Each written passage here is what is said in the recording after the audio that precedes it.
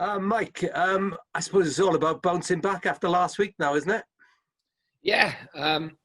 Look, when we've looked back on it, I said after the game, the goals we conceded, I wasn't happy with. But the conditions killed us. It's done a full 360 where we're moaning about the pitch because it didn't allow us to play our game. But in all fairness, the game should have been called off because for me, it wasn't in the best interests and safety of the players. But you're looking for a reaction from your players now. Yeah, listen, we I thought they kept going. If anybody looked like scoring, at the end it was more us. So yeah, they kept going. That was the pleasing thing. And obviously, I won the points tomorrow. That's all that matters. Now, Tranmere, they've had their problems, haven't they, with the COVID? What did you make of? They were very unhappy. A player you know well, Michael Jackson, and you're his teammate, weren't you, at Blackpool? How much sympathy do you have for them having to go into a game last week without so many of their players? It's hard. What I will say is I don't know the situation up there. I know they were missing 10. I'm not sure how many of them were through injuries or COVID related. We don't know, to be fair. I think one thing they've managed to do up there is keep that part of it quite in-house, which is a compliment to them. Because, look, I'll be straight, we're almost second guessing, the team they're going to have available. So, I'll try and find out a little bit more today. But, it's something that I'm not too aware about, the circumstances why there was 10 missing. And you're comfortable with them coming down from such a high sort of COVID area? They've had the clearance, haven't they? Yeah, it doesn't bother me. I'm sure they followed the protocols and the testing, especially with all the the publicity around them of missing 10 and the COVID. I'm sure they've all been tested again. So, look, like I said, it's all to do with following the protocols. Never going to stop every single person getting it. Otherwise, government might as well follow the criteria football clubs are doing, because it's very hard to stop the infection spreading. But we got to do what we can and be responsible for our actions. How does it affect your training day to day, Mike? The guidelines you have to follow.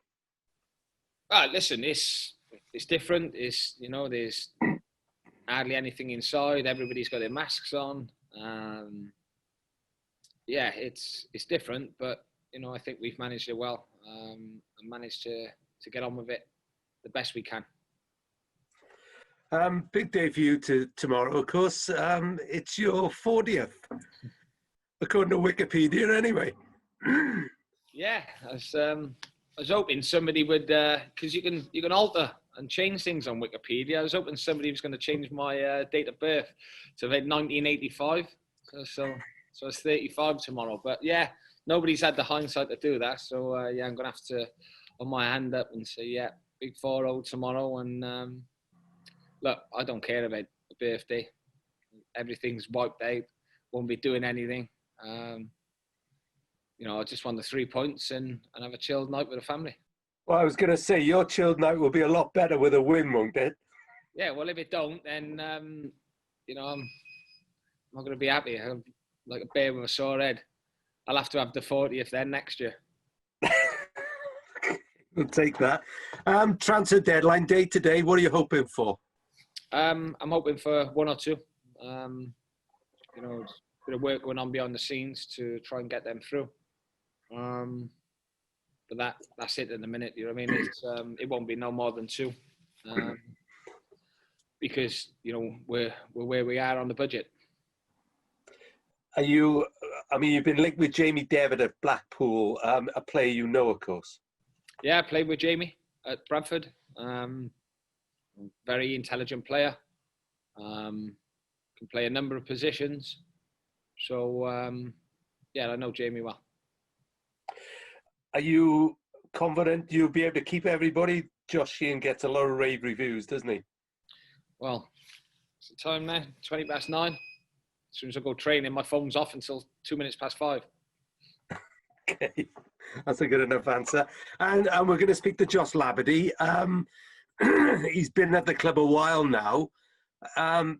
What contribution has he made, Mike? And how important is he for things like getting over the playoff defeat by Tranmere a couple of years ago? Look, he has been here. He's been here a while now. He was signed by Warren Feeney. And he seems to be putting a run of games together now as well. He's done it last season, to be fair to him. So when he's on it, he's an important player for us. He's his physical attributes, his know-how. He's big around the place as well. The boys like him, and he treats everybody well. So yeah, he's somebody who's, I'm going to say, maturing. And he's probably one of your, and every dressing room needs probably more than one. He's probably one of your leaders, isn't he? Well, he should be. The age he's at, his whole demeanour, his nature. He plays to win, whether it's in training or in a game. He doesn't know any other way. Sometimes that can be a fault of his. He needs to calm down and think about the bigger picture. But he's like I said, he's putting these runner games together now, and it's he's got to keep his place now. That's the tough thing that we've got this season, because trust me, there's a few people waiting for his shirt. And finally, for me, anybody not available this week that you might have had, or anybody coming back? Lewis Collins is out. He's done his ankle ligaments being away with Wales, so he's added to the injury list as well. Oh, that's tough on him, isn't it? Yeah, listen, he's had a bit of bad luck. Every time he seems to be getting close, or he gets a call up to the 21s, or he does well on a subs appearance. He always seems to have a setback, which 90% of it is no fault of his own.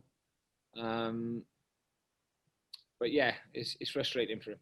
How long is he out for with ankle ligaments? Is that 6 weeks? I don't know. I think I'm thinking more about 4 weeks. Okay. Wish him the best, and you, Mike. See you tomorrow. Cheers, Rob.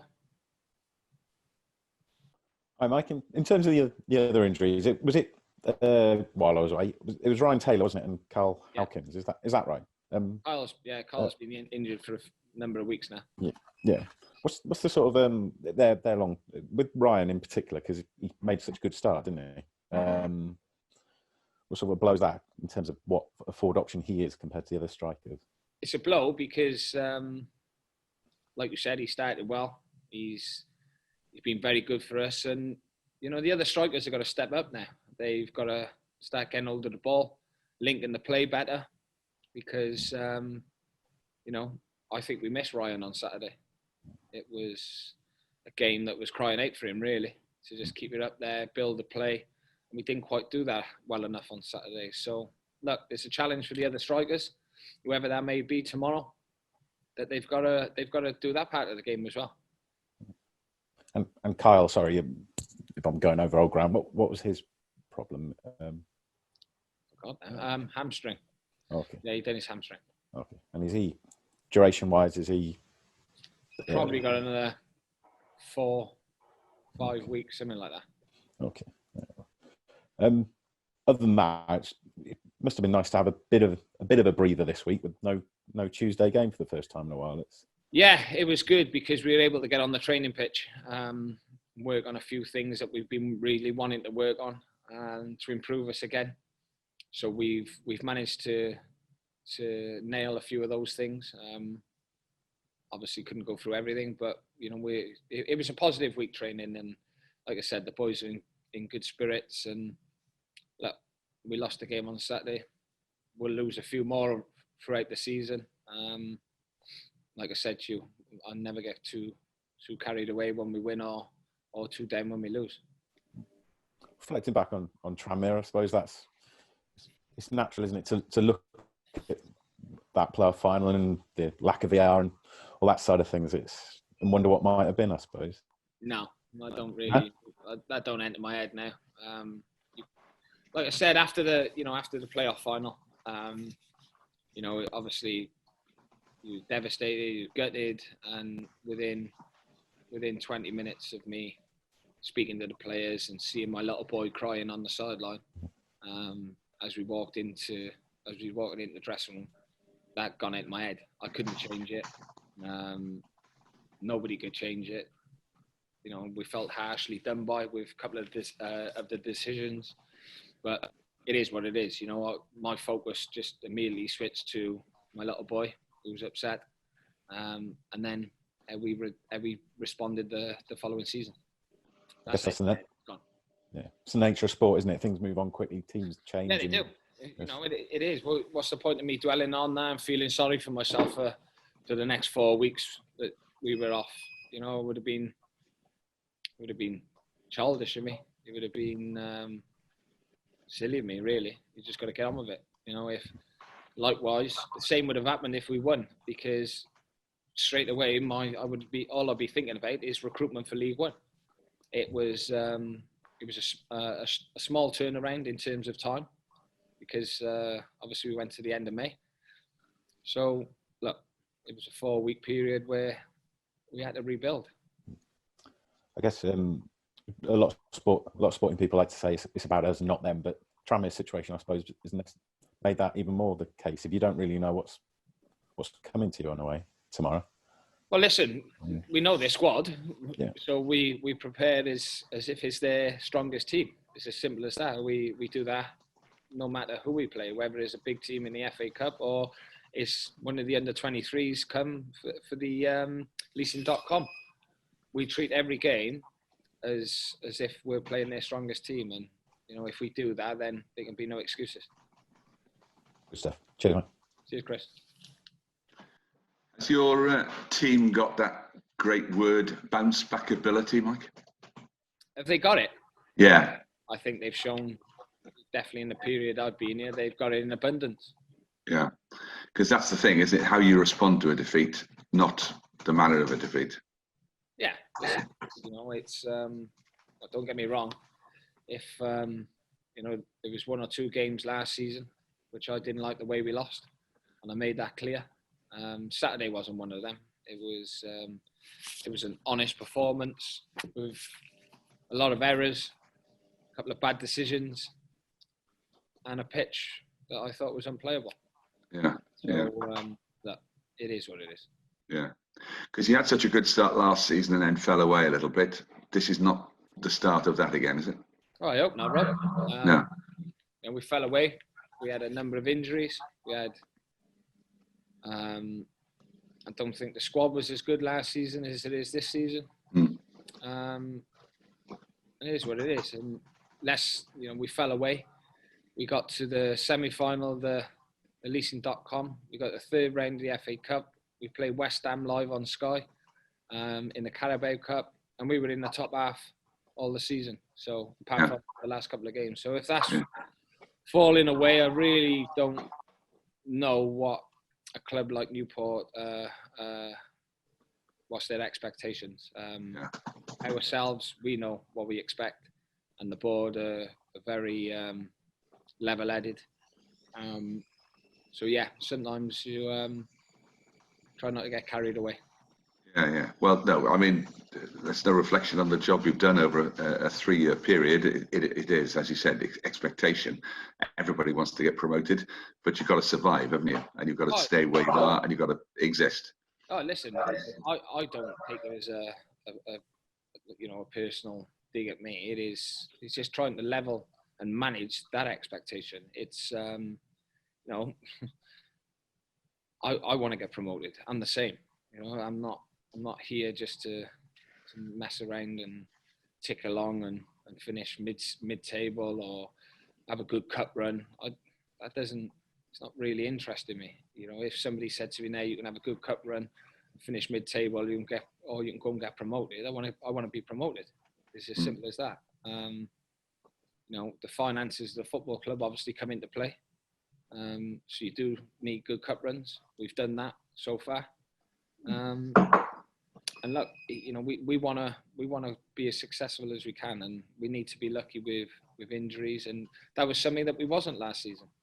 You know, it's, you know, also, you know, we do our recruitment, we sign players, and there was a lot of factors, you know, behind a few things last season. You know, people come here, we've done all the due diligence on them, and you know, things happen away from the pitch which are uncontrollable. And it affected them. So, you know, it was tough. It was tough all round for a number of things last season. So as you reach this huge, very old milestone tomorrow, how many years have you been in football now? Well, it's more than half my life. Yeah. Is it getting any easier? Football? Yeah. Or life? Well, your life in football. No, it never. The day you think it gets easy, something comes around and smacks you straight in the eyes. It's look, it is what I want. It's what I want to do. It's what I'm happy doing. Good times and bad. You know, I learn from both. I want to improve on both. And yeah, you know, there's 92 of us in the leagues managing, and I'm sure there's over 10 times, or let's go and say 100 times that, who want to be in these positions. So I class myself as grateful, privileged, and I want to keep doing the best I can. I think Neil Warnock's 72 next month or something. Are you going to keep going till that stage? Well, listen, if you get the promotions Neil Warnock's got, you know, why shouldn't he? He's done. He's had an unbelievable career with the promotions he's had. But yeah, 72. I just want to be alive at 72. That'll be a start. Yeah. So we hear today that the lower two leagues have declined the offer from the Premier League of £50 million money. I mean, how tense is it at your level in the financial stakes in the football world? Oh, well, listen, it's a struggle, you know, with the amount of fans that are not allowed in. We're losing gate revenue, and the longer it goes on, the government are going to have to. For me, the government are going to have to chip in as well, because look, let's be brutally honest about it. It's the government's restrictions that are not allowing fans in. How you can have 3,000 in an indoor arena on an 8,000 capacity, but you can't have the same in a football ground is beyond me. I know they'll say it's culturally different. They go to the pubs and all. Well, it's quite an easy way around that. You know, you breathalyze them before they go in. You know, temperature check them. I'm not being funny. It's not really. Look, it just seems that everything's confused. Yeah. And they just need a clear path. And listen, if they turn around and say we need a 4-week circuit breaker, as they call it, just get on and do it. Because the quicker you do it, the quicker then we can start recovering as a nation. Yeah. Is it getting down to the players? You know, are they getting fed up with playing in front of nobody? Well, I would be if I was still playing. I don't like managing in front of nobody. You know, I've said before, I'd rather the atmosphere there and be getting a bit of abuse, if I'm totally honest. Yeah.